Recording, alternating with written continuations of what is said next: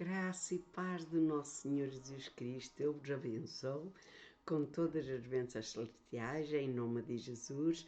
Nós hoje vamos meditar no capítulo 4, do versículo 31 ao 54, e o título da mensagem é Tempo de Colheita. Então nós vamos ver, através da leitura, como o Senhor tem derramado bênçãos sobre todos nós, mas muitos só acreditam nos sinais, naqueles que têm que ver. Nós temos que crer pela fé em nome de Jesus. Portanto, vamos começar a meditar e pedir ao Espírito Santo que nos revele através da sua palavra e que a unção do Espírito Santo seja derramada sobre nós, sobre os nossos corações e que nos abra o entendimento para perceber a sua vontade em nome de Jesus. E eu vos abençoo com todas as bênçãos celestiais. Amém.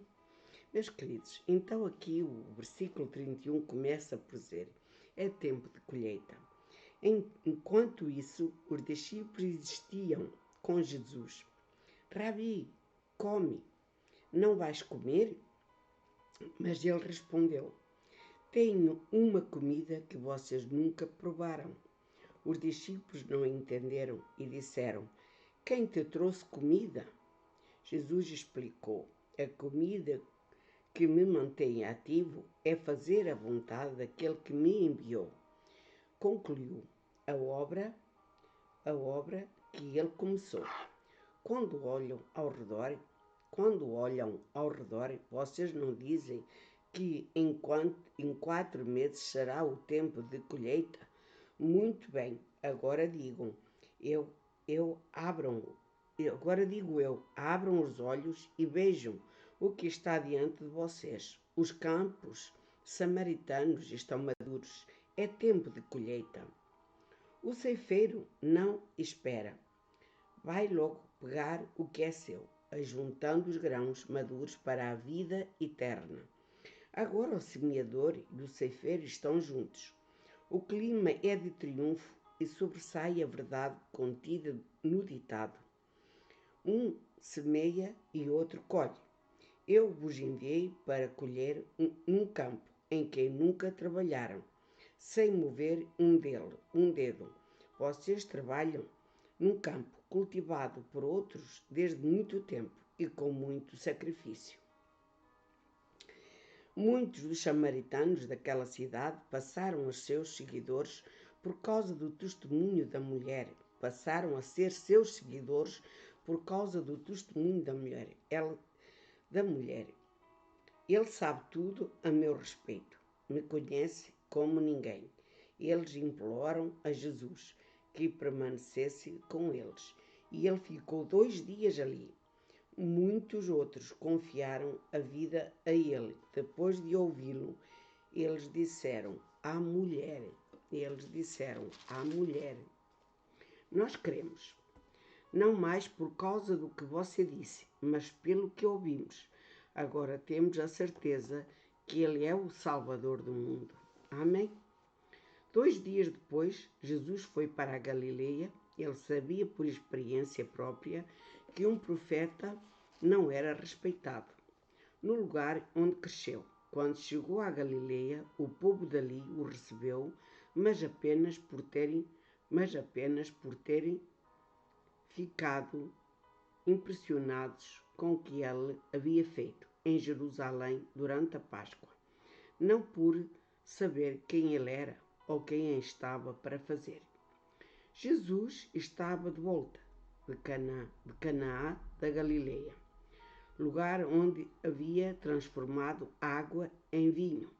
Enquanto isso, em Cafarnaum, o filho de um oficial de corte do rei estava doente. Quando ele soube que Jesus estava na Galileia, foi procurá-lo e implorou que ele fosse à sua casa e curasse o seu filho, que estava quase morrendo. Jesus clamou: vocês se recusam a crer se não precisarem um milagre? Mas o oficial do corte não se deu por vencido. Por favor, é a vida do meu filho. Jesus simplesmente respondeu: vá para casa, seu filho está vivo. O homem creu na palavra de Jesus e foi para casa. No caminho, seus empregados o encontram e deram a notícia: seu filho está vivo. Ele lhe perguntou, a que hora seu filho começara a sentir melhor? E eles disseram, a febre baixou ontem, por volta de 1 hora da tarde. Era exatamente a hora em que Jesus tinha dito, seu filho está vivo. Foi o suficiente. Não apenas ele, mas todos da sua casa creram. Esse foi o segundo sinal realizado por Jesus após o seu regresso da Galileia. Amados, aquele homem foi ao encontro de Jesus, viu o seu filho morto e ele sabia que Jesus fazia milagres porque ele tinha feito o milagre nas bodas de Canaã, tinha transformado a água em vinho. Então, este homem foi ao encontro, porque ele tinha aquele filho e ele estava doente. Ele era um general. Ele foi ao encontro de Jesus e ele, no mesmo instante, Jesus disse-lhe, vai-te embora. Depois, quando ele replicou novamente com Jesus, mas meu filho está doente. E Jesus vai. E ele tinha que andar muitos quilómetros para chegar a casa. E ele só chegou a casa outro dia. Quando vieram ao encontro dele, disseram que o filho estava vivo. E ele perguntou a que hora tinha sido. Meus amados, muitos querem um milagre, querem um sinal, mas não creem. Não creem no milagre. Não creem no Senhor Jesus. Creem mais no homem, na mão do homem, mas não naquele que tem todo o poder sobre o homem. Meus amados, Jesus continua a fazer milagres ainda hoje. Então, eu vou aqui completar um pouco, eu não parei muito a ler a Escritura, a ler a mensagem, porque depois fica muito longo. O segundo sinal teve um início na mesma cidade de Canaã, onde Jesus transformou a água em vinho. O primeiro sinal, o que foi completado em Cafarnaum, 46, 54, como nós lemos. Ele contém tanto uma crítica quanto uma afirmação dos sinais. O sinal começa em Canaã, quando um oficial, provavelmente um nomeado Herodes Antipas, pediu a Jesus que o acompanhasse até Cafarnaum e curasse o seu filho. A resposta de Jesus foi negativa. Vocês recusam a crer, diz o Senhor Jesus para esse general, se não precisarem um milagre, no versículo 48.